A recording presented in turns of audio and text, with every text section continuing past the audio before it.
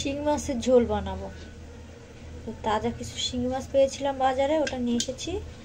এখন কুটে দিয়ে পরিষ্কার করে নিচ্ছি।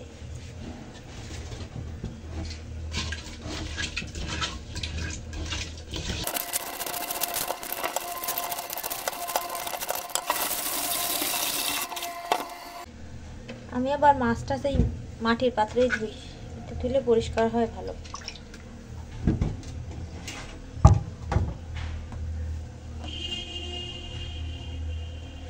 এখন একটু লবণ দিয়ে দেব, দিয়ে আরো কিছুক্ষণ নেড়ে নেড়ে পরিষ্কার করে নিলে একদম সাদা হয়ে যায়।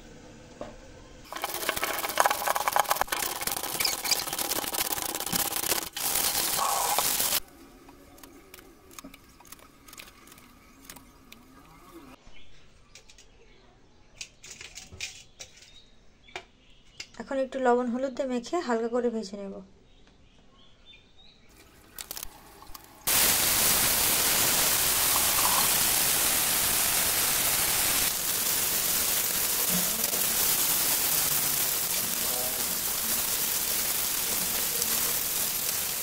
মাছ ভাজি ভাজি হয়ে গেছে। এখন রান্নার জন্য কড়াইতে তেল গরম দিয়ে দিচ্ছি।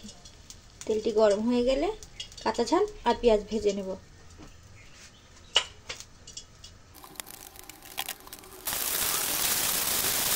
ঝাল পেঁয়াজ ভাজি ভাজি হয়ে গেছে। এখন দিয়ে দেবো সামান্য পরিমাণ পানি। এখন দিয়ে দেবো রসুন আর পেঁয়াজ বাটা।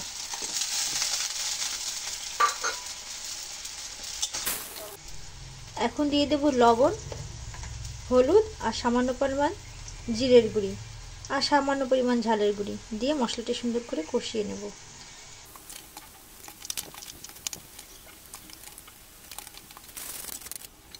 মশলা সুন্দর করে কষাই হয়ে গিয়েছে। এখন দিয়ে দিচ্ছি একটা তেজপাতা।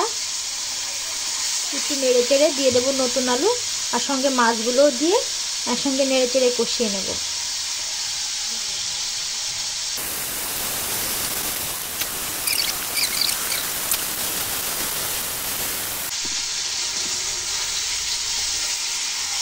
আলু মাছ মশলা সব কষাই হয়ে গিয়েছে। এখন ঝোলের পানি দিয়ে ঢেকে দেব।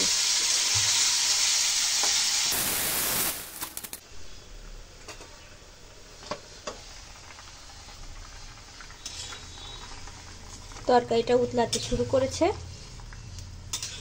এখন জাল কমিয়ে দেব। ঝোলটা নিয়ে নামিয়ে নিলে আমার তরকারিটি তৈরি হয়ে যাবে।